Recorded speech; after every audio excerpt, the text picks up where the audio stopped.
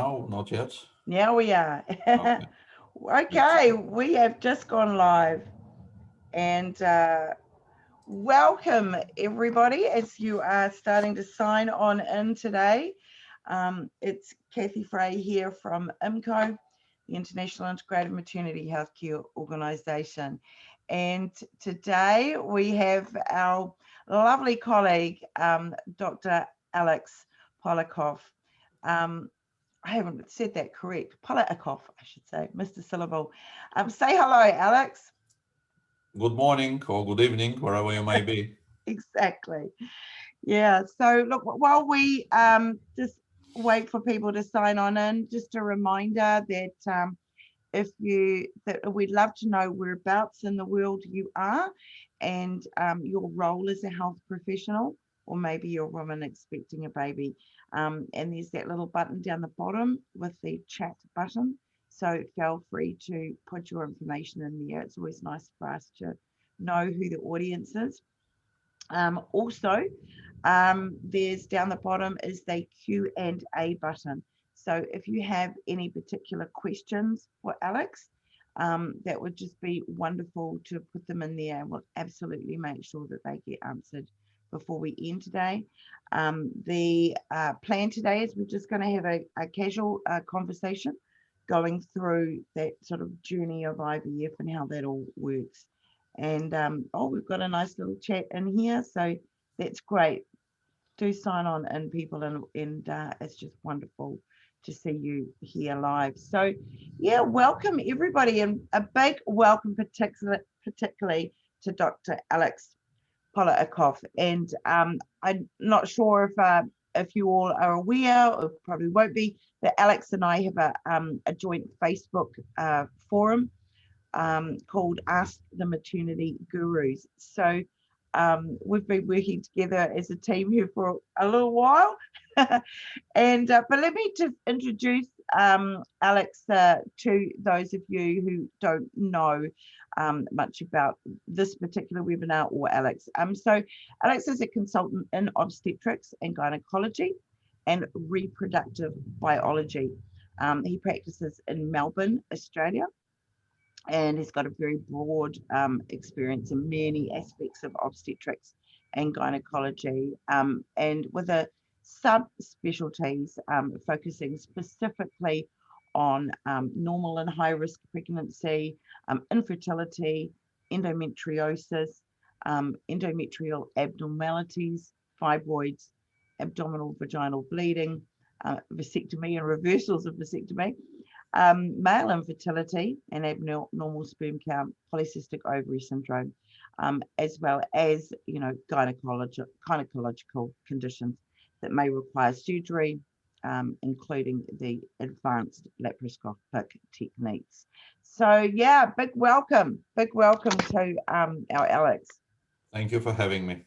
Yeah, and so tell us, when we're looking at the IVF journey, there's obviously quite a lot of different options that you as a specialist will be deciding between, and well, not a lot, but there's are different things. So walk us through perhaps the typical journey when you meet our clients for the first time, and what the process is about. Sure. So when a patient comes in, they usually come as a couple, but sometimes single women, single men, same-sex couples. It's quite variable in that respect. But the majority, of course, are heterosexual couples, and they've been trying for a little bit, perhaps 6 months, perhaps a year. The whole thing starts when they come and see me for the first consultation. So I would talk to them about various aspects of their health. For the female, it's to do with, periods, how frequent, how painful or not, how heavy, whether she had pregnancies in the past and what was the outcome. Then we go through the general questions, general history, general medications, all those things, and whether any investigations were done. Sometimes people come in with a whole folder of results, and occasionally they come in with absolutely nothing. I do quite a bit of second opinions, so people come after seeing someone else, quite often to just confirm that what is done is I might interject. reasonable. I might interject on that one because that's an interesting comment. So with the second opinions, is that something that you're particularly known for, that people will come for like a second or slightly more senior opinion? Well, Or I is that think, just within the industry that it's a common thing that yeah, people get I second think it's a opinions? common thing. I Right, don't think I'm particularly known for providing it. right, I right. have been doing it for a while. I'm fairly senior in the IVF sphere, so I get good number of people coming in after perhaps they've seen someone, or more often they've had treatment elsewhere. In Victoria, there are a number of clinics, and so patients attempt IVF or whatever other fertility treatment they might have, and if it doesn't work, occasionally they seek another option, perhaps. Understand. So Yeah, that's not uncommon, but it's yeah, not certainly not the bulk of my practice. I would say about 10% of patients that I see have seen right. someone else and coming in to get my opinion on what to do next. Yeah, because they're just So obviously feeling like they're in a corner and pretty desperate to have success. well, And occasionally that is true. Occasionally, I mean, people. We probably will talk about it a bit later on, but I think when you're going through fertility treatment, the most important thing is to be patient. The chances of success are good, but they're never 100%, mm, especially if you look at per embryo transfer or per treatment cycle. And so the best prognosis patient, someone young with, let's say, blocked tubes, with normal ovarian reserve, the male is normal, everything is normal, they would have about 40, maybe 45% chance of achieving pregnancy in any particular cycle. And so clearly that means that 65% of those will not, in fact, get pregnant in the first go. But, if you look at 3 cycles, 90% will probably be pregnant by the end of 3 cycles. So patience is important in this setting. In any event, so patients come in, we have a chat, and then I order investigations. And occasionally GPs do some of them, but usually not all of them. So for a woman, that would include hormone profiles. So we look at the reproductive hormones like FSH, LH, progesterone, estrogen. Thyroid function is important in the fertility setting. Sometimes that is the problem. So we check thyroid function.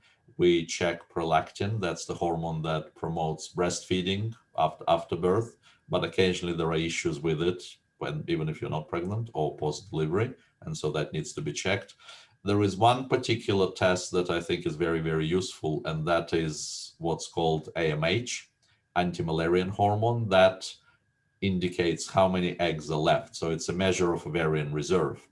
And it's important to know that, because obviously age of the woman is the most important factor, but in some younger women, ovarian reserve may be decreased, and that would indicate that they may need to, approach their fertility with some urgency rather than just leave it to whenever it happens. So those are the main tests. We also test for all the standard pre-pregnancy evaluations. So blood count, iron studies, various infections such as HIV, hepatitis B, C, varicella, and rubella.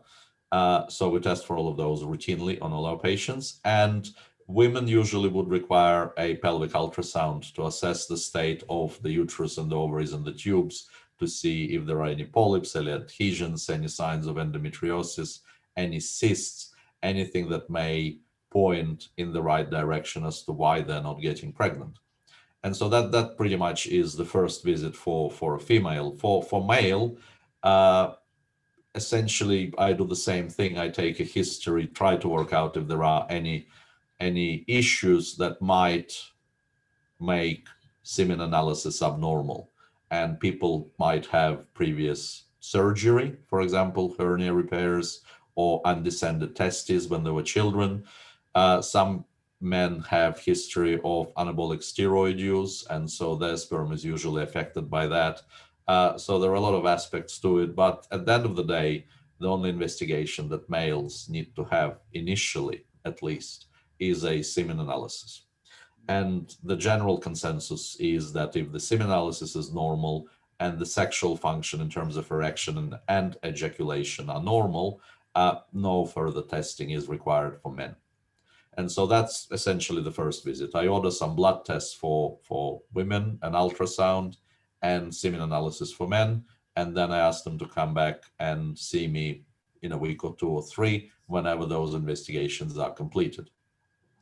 So the next visit really is to look at all those results. And of course, the treatment plan would depend largely on what comes back. So as a general rule, we would want to treat something that is identified. And it could be a number of things. It could be the fact that the woman doesn't ovulate. It could be abnormal semen analysis in men. It could be abnormal thyroid function. It could be endometriosis or, endometrial polyps or something else to do with an ultrasound result. But if there is a problem, that's what gets addressed first.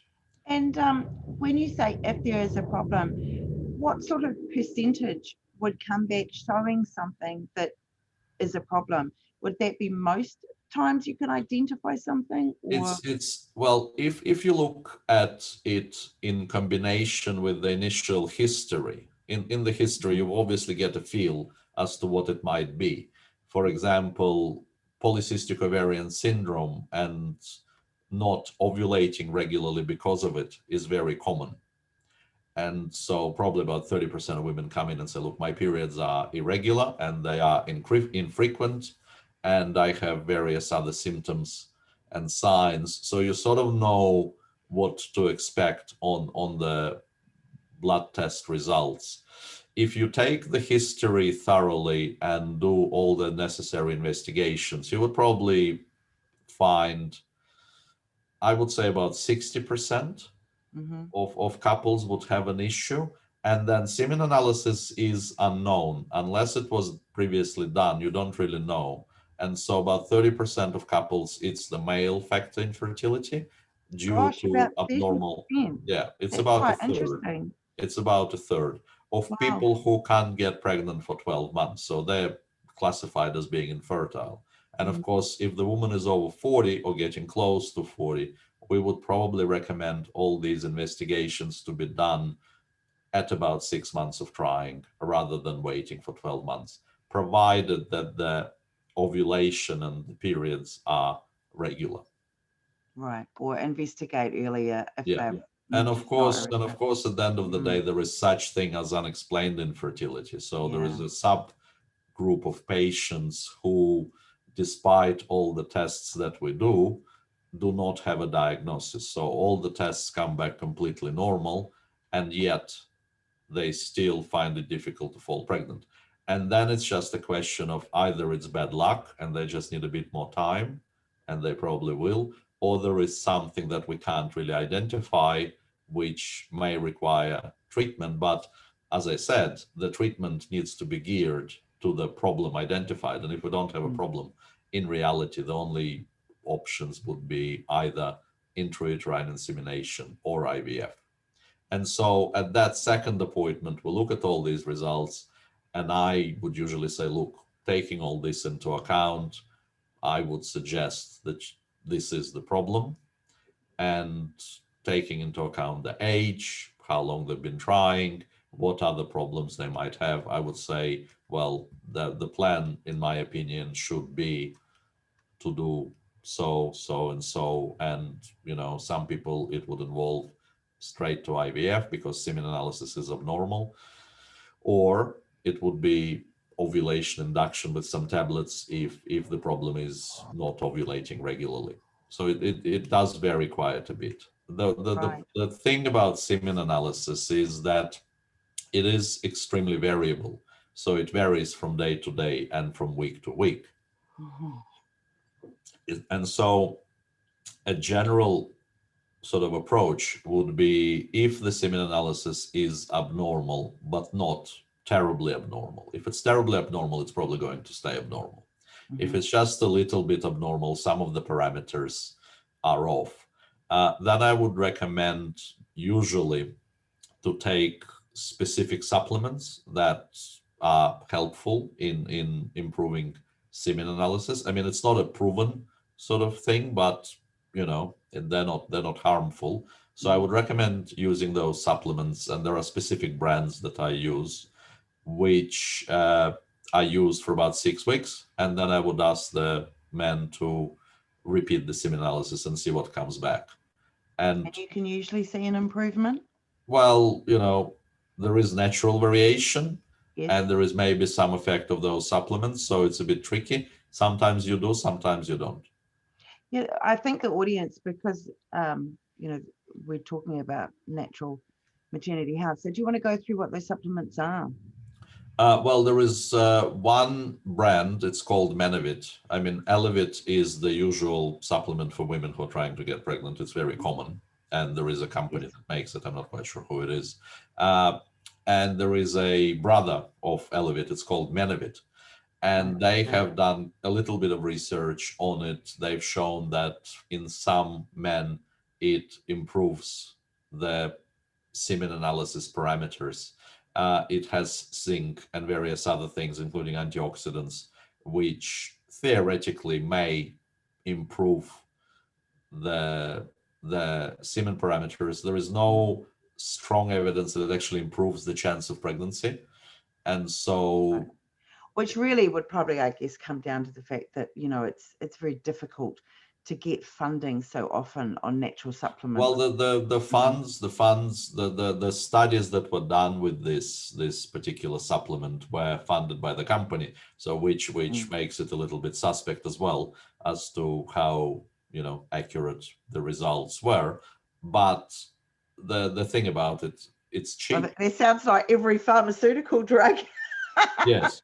Well, it's funded by the developers. these supplements are fairly cheap. They are harmless at the end of the day.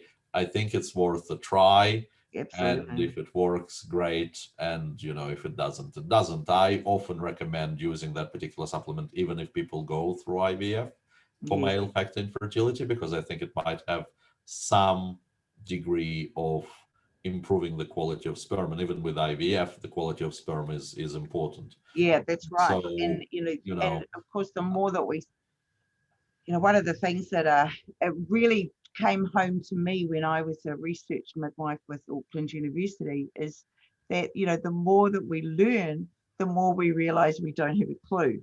And so that's sort of we're really starting to do that, starting on the of research, understanding how the difference of quality of egg or quality of sperm can impact that child right through to their adulthood. So it's we're in that tiny beginning stage of research into that topic. So as you say, if it does anything to improve the quality, who knows how that could improve I think there is a health. question. I think there is a question on the thing about, and it says whether if the semen analysis is normal, it's worth taking Menavit. It's a very difficult question to answer. I think once again, it's not particularly expensive, and it is generally, well, it doesn't have any side effects really. It's just a combination of natural vitamins and minerals and some antioxidants. I think if you're trying to conceive, a woman should take a multivitamin, because I think that's important. Some diets don't have all the things that are required. I think for men, it's also probably not a bad idea to take Menavit while they're trying to achieve pregnancy. Once again, I try to run my practice in a evidence-based medicine sort of mode, but I'm not against things that are harmless and cheap and may, in fact, produce some positive result, even though there is no strong evidence that it does. And so my advice would be, if you're trying to conceive, the woman should be on some sort of supplement. The man should take Menavit or something similar. I don't think there is any harm in that, except for some expense. They're not expensive, but there is some expense to it. when they're at the stage of paying for IVF. So yeah, it becomes, a fairly inexpensive part of it. Yes, but I think we got to be careful because there are a lot of, we just got a paper accepted into a medical journal on the use of add-ons, what's called add-ons in IVF. Yes, And yes, I saw that. they're the things, A little bit wrapped over the knuckles. and they're the things that people use that are not proven. And some of them are extremely expensive. Some of them are horrendously expensive. Some of them actually can be potentially harmful. And a lot of people use them. And so we have to be careful extending that analogy to say, let's throw everything in it. I think there has to be a sort of pragmatic approach to it. If it's cheap, if it's harmless, if it might theoretically produce some good, sure. But if a supplement or an add-on costs thousands of dollars and there is a real risk of, adverse reaction, and there is very little evidence that it actually helps, I wouldn't recommend using it. Yeah. In any event, actually, so we've gone through that first appointment, yeah, and then we've gone through the second appointment where you'll be discussing those results. yeah. So what are the main different things that the main tools in your tool belt that you would be able to use? So, well, first of all, if anything is found during the investigations, I would address it. I would also usually, if it's sort of unexplained, I would talk about various surgical options. And surgical options, I mean, doing a hysteroscopy or looking into the uterus with the camera and taking a biopsy, or doing a laparoscopy to assess the ovaries, tubes, and the uterus. Now, there is a condition called endometriosis, and it's when the lining of the uterus, the cells that usually line the uterus, implants outside, somewhere else in the pelvis. And what happens is, due to hormonal fluctuations, it then causes pain, but not always. But it also causes inflammation. It causes inflammatory response. And so that may in fact adversely affect the chance of pregnancy. Now, sometimes you pick it on ultrasound, but usually not, because ultrasound can only see three-dimensional structures. So if something is flat, ultrasound won't be able to see it. So endometriosis, especially mild to moderate disease, it's like a plaque. It's like a coat of paint on the pelvic structures, and so it can't be seen. So I would probably talk about the possibility that there could be endometriosis and discuss the option of doing laparoscopy. Unfortunately, the only way to diagnose endometriosis accurately is to physically look inside.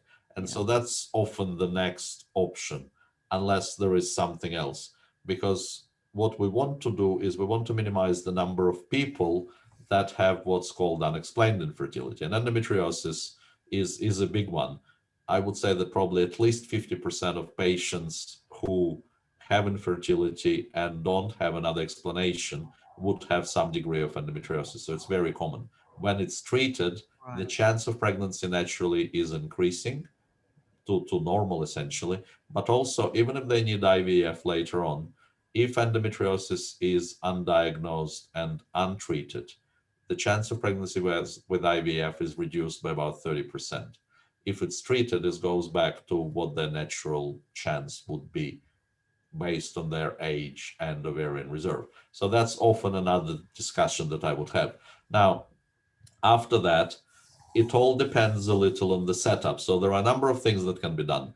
First of all, if someone is young with good ovarian reserve and good semen analysis, but they don't have regular ovulation, which is more common in younger women, because they may have PCOS or polycystic ovarian syndrome, or they may have some other problems.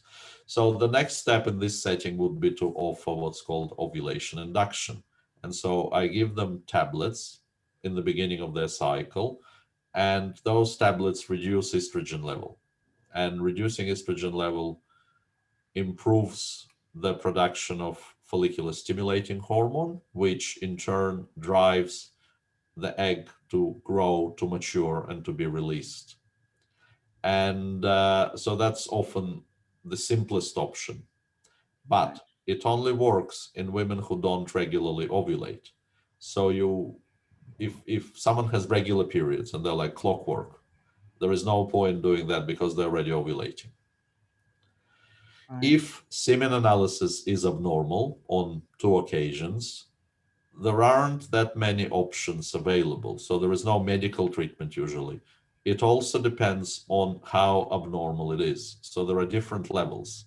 If it's drastically abnormal, if in the lab they found 3 sperm in a sample, that's a red flag. You have to investigate further. So the men would have further hormone testing and testicular ultrasound and genetic analysis, because often those things are genetically related. But if the semen analysis is abnormal, but not terribly so, then the options are really quite limited. I mean, you either say, continue trying naturally, and there is a small chance that you would get pregnant in the next 6 months to a year, or you can do IVF with a special technique called intracytoplasmic sperm injection, where in the lab they physically pick the best looking sperm, just one, and then using a microneedle physically put it inside an egg. And that seems to work quite well. So that is the technique that is used and is appropriate for men or couples with purely male factor infertility. But that is Right. the only Quite option available. severe Yeah. infertility. Now, if the semen Isn't it analysis, most amazing technology when you think about it? When we're indeed, talking about the size of what your staff are doing. if say semen analysis is normal, then the options are intrauterine insemination, where we would monitor the natural cycle or give some hormones to bring ovulation on. And then when ovulation is confirmed, the man produces a sperm sample, it goes to the lab, it gets concentrated and cleaned up, and a doctor puts it inside the woman's uterus. So that brings it a little bit closer to the egg, and so that may work. Generally speaking, for someone who's been infertile for at least a year, the chance of that working is somewhere between 7 and 10% per cycle. So it's not very high, but it does improve the odds compared to, just trying naturally after a year. And then there is always IVF. So with IVF, it's a bit of a process. I mean, in Victoria especially, there are a lot of regulations around IVF. And so I always tell patients that there are some administrative things that you need to do before you actually start a cycle. And so we have a team of people who work with every individual doctor, and they organize, there is counseling appointment that they must have before they start IVF. There is nursing appointment at which the patients are taught how to use medications and how to, administer them, and what actually happens day to day during the cycle. And there is the finance people who also have a chat and give a, exact quote how much it will cost. Now, once all those things are done, a cycle of IVF generally starts always, well, not generally, but always starts with the first day of a period.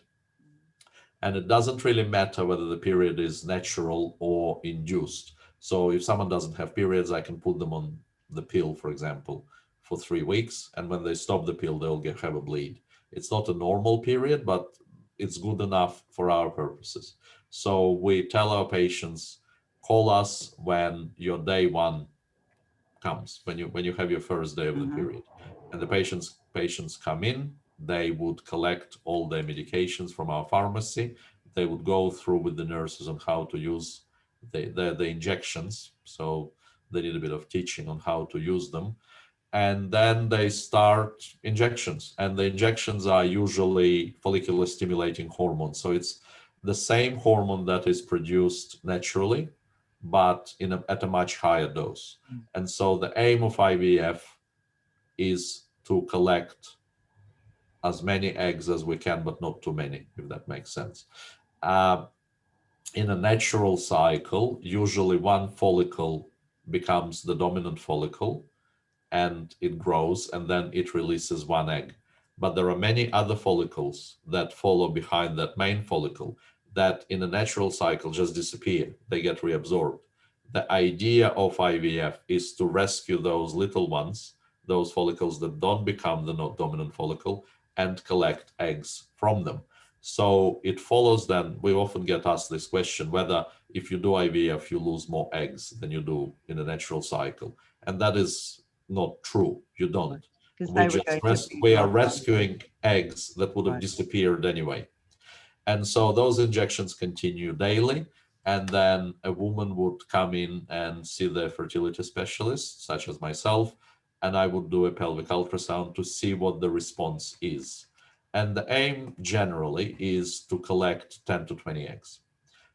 Sometimes, because of decreased ovarian reserve, that's not possible. Sometimes you get too many, and there is a condition specific to IVF called ovarian hyperstimulation syndrome, which Quite happens serious. if you have too many eggs. But there are ways of dealing with it, so it's not very common these days, but it does happen. I've had patients in hospital for weeks after egg collection because of it. But in any event, 10 to 20 eggs is the aim. So at the first ultrasound, we would look at how many eggs are developing and adjust the medication either up or down depending on the result. They continue using their drugs and then come back 2 to 3 days later. We would do another scan, make sure that the eggs are ready. So the follicles grow at a particular rate, and you want them to be at around 17 to 19 millimeters when you decide to have an egg collection. So you measure the follicles, you measure the size of the... Then you know that they're mature Exactly. enough for collecting. And then you decide when the egg collection is. And the patient would stop using those stimulation drugs. She would have what's called a trigger injection. And that's a special injection that allows for the eggs in the follicles to take that last step into mature eggs. And then 36 or 37 hours later, we would go in. The patients would usually be under sedation or general anesthetic, but very light, and we would collect eggs. So that's done through the transvaginal. It's like an ultrasound, but with a needle, and we, suck all the eggs out. The eggs go to the lab, and on the same day, the man produces the sperm. They take it also to the lab, so it all goes to the lab, and they then fertilize the eggs with sperm. Now, there are two ways of doing it. One is what's called IVF, or just straightforward IVF, where they would take all the eggs, take the sperm, put them together in a dish, and put them in the incubator overnight and let them do their own thing. Now, that only works if the semen analysis is normal. And that relies on the best sperm entering the egg and fertilizing it. Now, if the semen analysis is abnormal, if you did that, nothing would happen. And in the next morning, you would open the incubator and the eggs wouldn't be fertilized, and you can't really do anything else with them, so they get discarded. And so if the semen analysis is abnormal, they would do that special technique that I mentioned before, intracytoplasmic sperm injection, where they pick the best looking sperm and physically put it inside an egg, and then put that into the incubator overnight to see what happens. And then next morning, they open the incubator and they have a look. There are specific changes that take place overnight where the egg, being one cell, splits into two. And that's the start of the embryo growth. Some embryos don't do that. Some embryos, excuse me, some embryos don't fertilize. So some don't fertilize at all, and you just see an egg. Some fertilize abnormally. So you would see, instead of 2 cells, it goes into 3 cells. So there are variations, but they keep them in the incubator after that for about 5 days. And that brings them to what's called a blastocyst. A blastocyst is an embryo, 5-day embryo, where you begin to see the separation of cells. So in a cell mass, which will become the actual baby, and trophectoderm, which will become the placenta. They sort of become starting to That differentiate. specialization. Yeah, and at that point, we would select the best looking embryo and put it inside the woman's uterus and hope that it attaches and the pregnancy progresses. They also look at all the other embryos, and if there are embryos that are good quality, those are frozen and kept for future use. And the ones that are not normal or good quality, they get discarded. So that is essentially a cycle of, or what's called a stimulated cycle of IVF. Mm. Now, if pregnancy doesn't happen and you have embryos frozen, the next step would be to use those embryos. So what's called the Thor cycle. And in the Thor cycle, there are different types, but in a natural Thor cycle, we would time embryo transfer to natural ovulation. So we would monitor for ovulation, we would pinpoint the day that the woman ovulates, and then 5 days later, we put an embryo in. But there are other ways of doing it. It doesn't have to be natural ovulation. There are other options if someone doesn't ovulate, for example. Okay. But that's pretty much, IVF in a nutshell.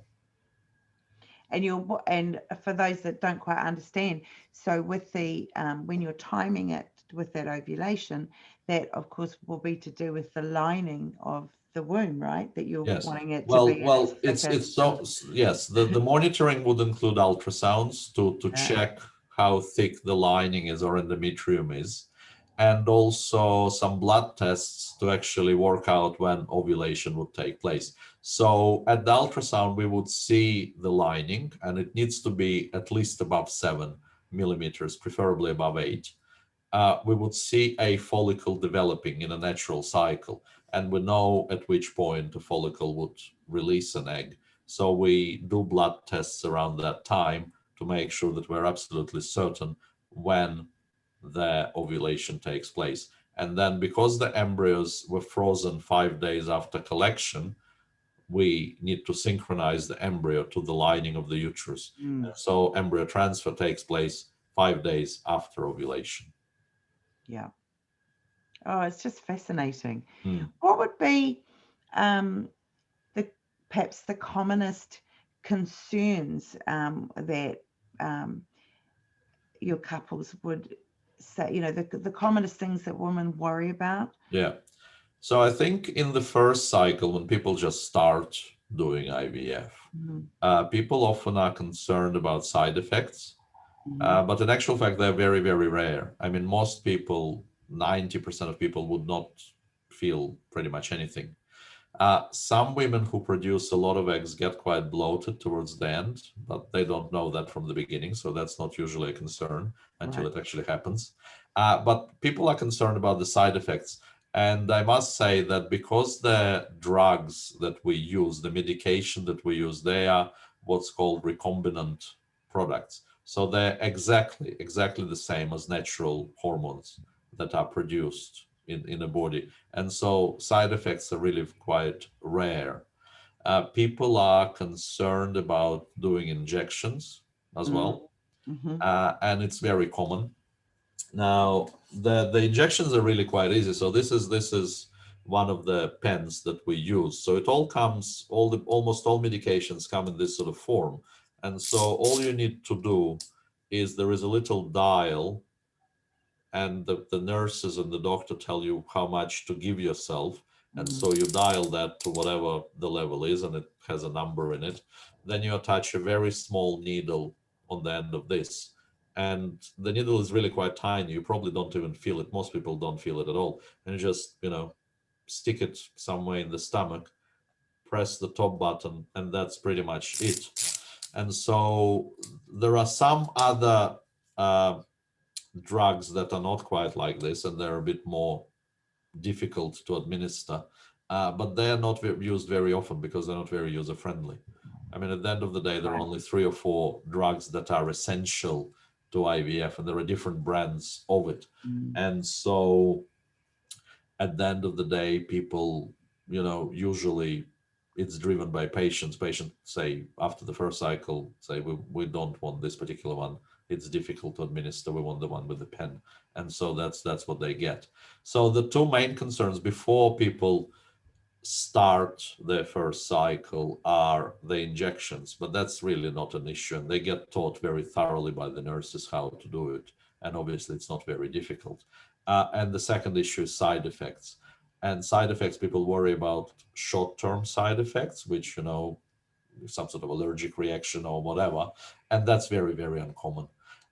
People also are concerned about long-term side effects, and that idea that you're using all the eggs and there will be no eggs left because you're doing IVF, that sort of thing. And also the risk of cancer is a very common one that people talk about. And there are some misconceptions out there that having IVF increases your risk of cancer, which is really not true.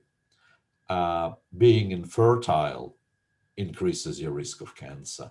Not having a pregnancy increases the risk of both uterine and breast cancer.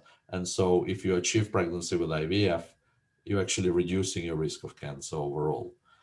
People who So are we've got a bit of Dr. Google going on of some misconceptions out there. There is a lot of Dr. Google going on. It's very, very common. And very, very frustrating. Yes, occasionally it's very difficult to convince patients otherwise. They have their set ideas about things, and it's quite tricky. I mean, I remember many years ago, I had this patient who was, I think she was a doctor herself, her husband was a doctor, and they came in and they were about to start IVF because there were issues that really required IVF. I don't think they could ever get pregnant without IVF. And the mother of the patient came in with them once and said, no, they're not doing it because, she'll get cancer. Oh, no. And they left, and that was that. And I've never seen them again. So, it's difficult to counteract all the false information that is out there. But I do think that in terms of cancer, I mean, people who are infertile, women who are infertile, are at increased risk of certain cancers anyway. It sort of goes together. Plus, not having a baby also increases the risk of certain cancers.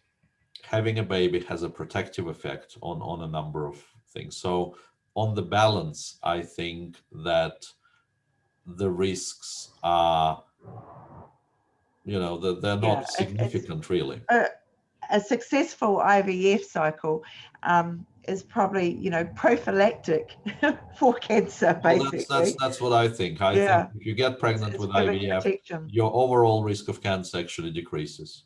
And would that be, just talking about Dr. Google, would that be the particular topic of cancer? Would that be the main misunderstanding out there on Dr. Google relating to infertility and IVF? It's a little bit difficult for me to comment on that because I don't know what the forums talk about.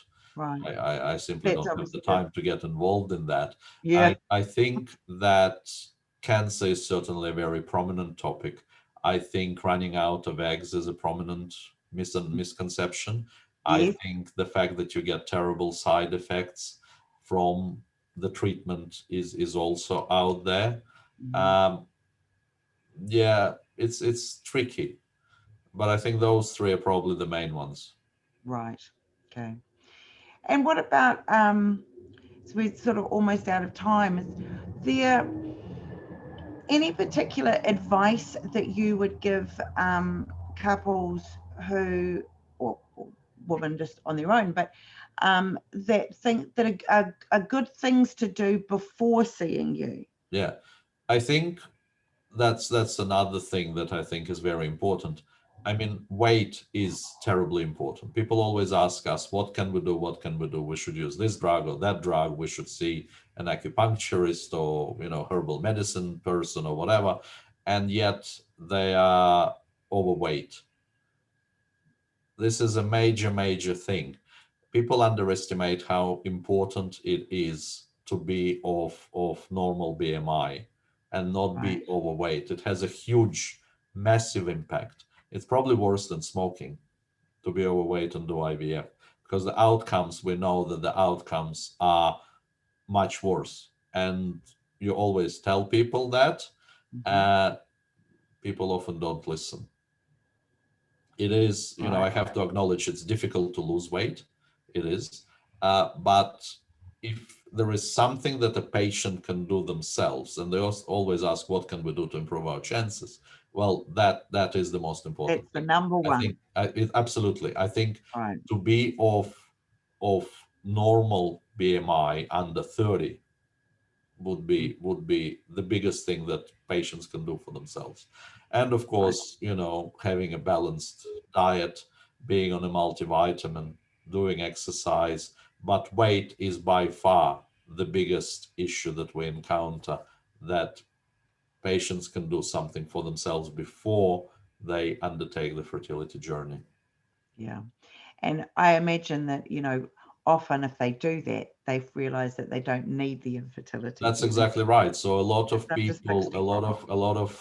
a lot of people who, for example, have irregular ovulation, Mhm. if they lost 10-15% of their body weight, the ovulation comes back by Right. itself, and they often get pregnant just naturally without our help. That's right.